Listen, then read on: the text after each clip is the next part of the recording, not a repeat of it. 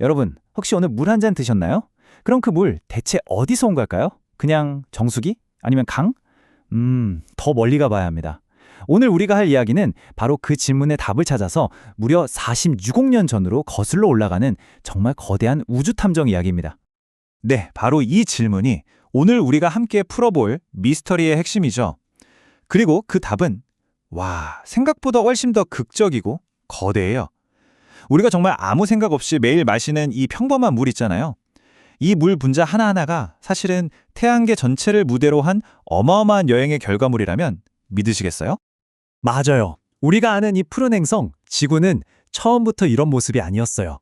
생명의 근원인 물, 원래부터 여기 있었던 게 아니라는 거죠. 그러니까 모든 건 외부에서 왔어야만 했다는 뜻입니다. 자, 그럼 지금부터 본격적으로 한번 파헤쳐보죠.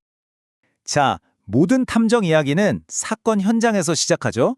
우리의 첫 번째 사건 현장은 바로 원시지구입니다. 지금 우리가 보는 이 푸른 구슬 같은 모습과는 정말 완전히 다른 곳이었어요. 과학자들은 이 시기를 명왕누대라고 불러요. 하데스 시대라는 뜻인데 하데스가 바로 그리스 신화에 나오는 지하세계, 즉 지옥의 신이잖아요. 이게 그냥 멋으로 붙인 이름이 아니에요. 당시 지구는 말 그대로 정말 생명은커녕 뭐 하나 제대로 존재할 수 없는 불지옥 그 자체였습니다. 그때 지구 모습을 한번 상상해 볼까요? 정말 상상하기조차 힘든데요. 일단 땅은 없고요. 펄펄 끓는 마그마의 바다가 행성 전체를 뒤덮고 있었어요. 대기는 또 어떻고요? 숨 쉬면 바로 죽는 유독가스로 가득 차 있었죠. 만에 하나 몸이 수증기 형태로 있었다고 해도 당시 지구 중력이 너무 약해서 그걸 붙잡아 둘 수가 없었어요. 그냥 다 우주로 날아가 버린 거죠.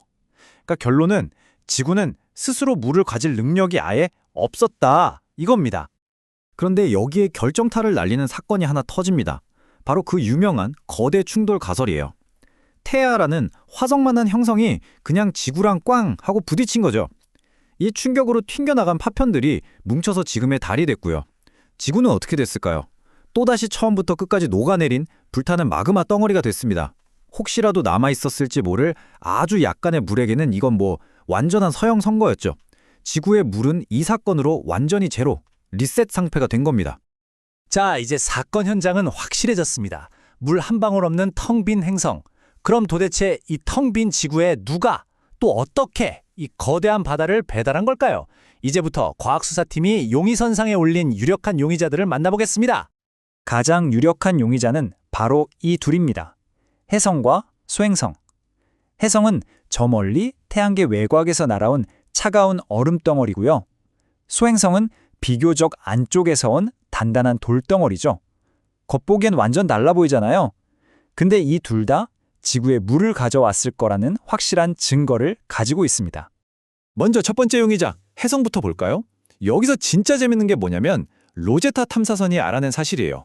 혜성을 보니까 이게 그냥 얼음덩어리가 아니었던 거예요. 물은 물론이고 단백질의 재료가 되는 아미노산, 글리신 같은 거예요.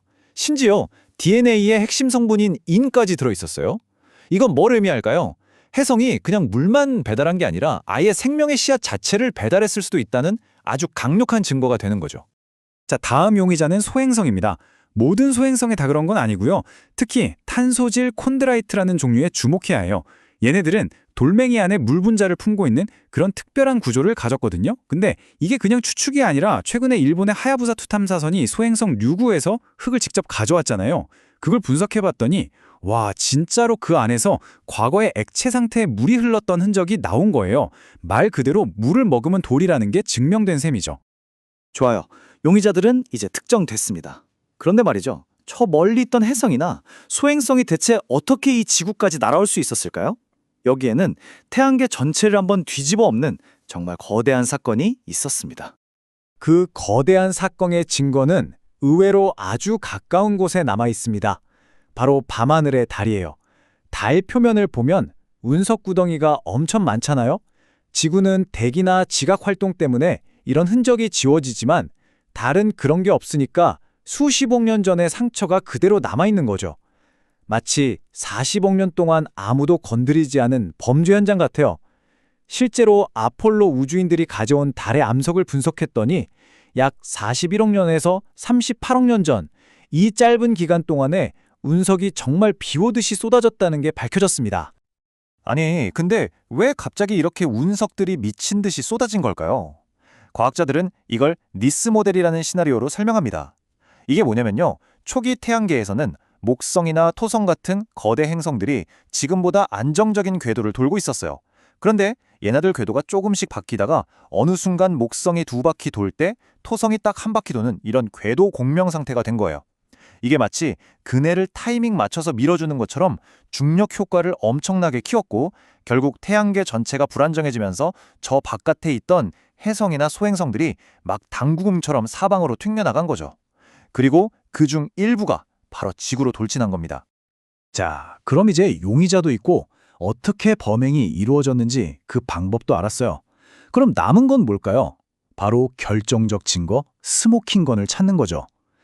과학자들은 물 분자 그 자체에 숨어있는 절대 위조할 수 없는 지문을 찾아냈습니다. 그 지문의 정체는 바로 DH 비율, 우리말로는 중수소 비율입니다. 이게 뭐냐면 물이 H2O잖아요. 수소 원자 2개.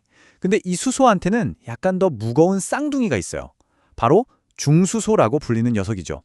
일반 수소랑 이 중수소의 비율이 물이 만들어질 때의 환경, 특히 온도에 따라 딱 정해지거든요. 그리고 한번 정해지면 거의 변하지 않아요.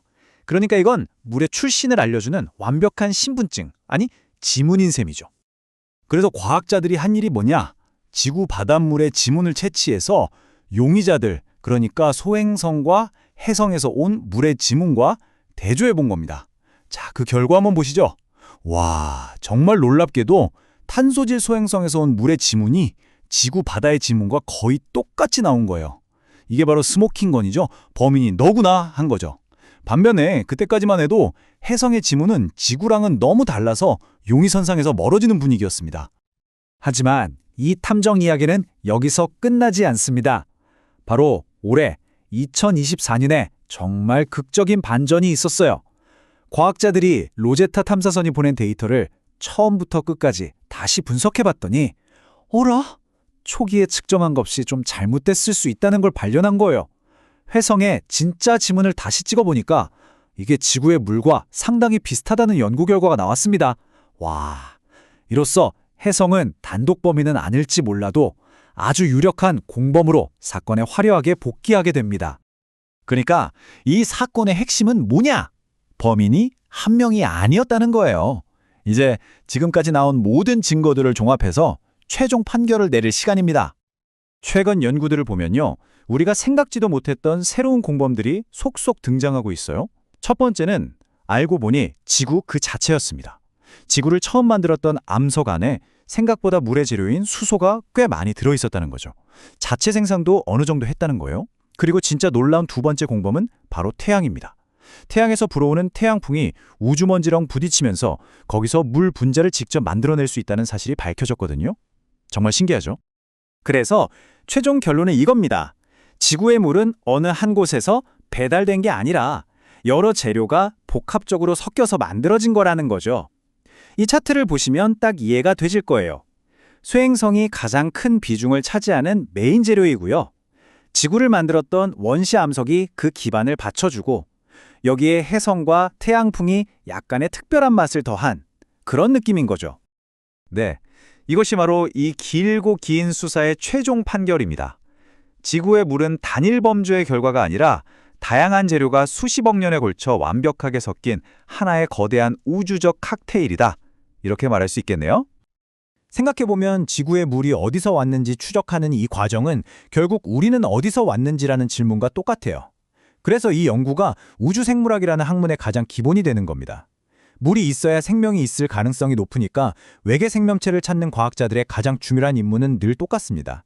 바로 물을 따라가라는 거죠. 그러니까 여러분, 다음에 물 한 잔을 마실 때 한번 생각해 보세요.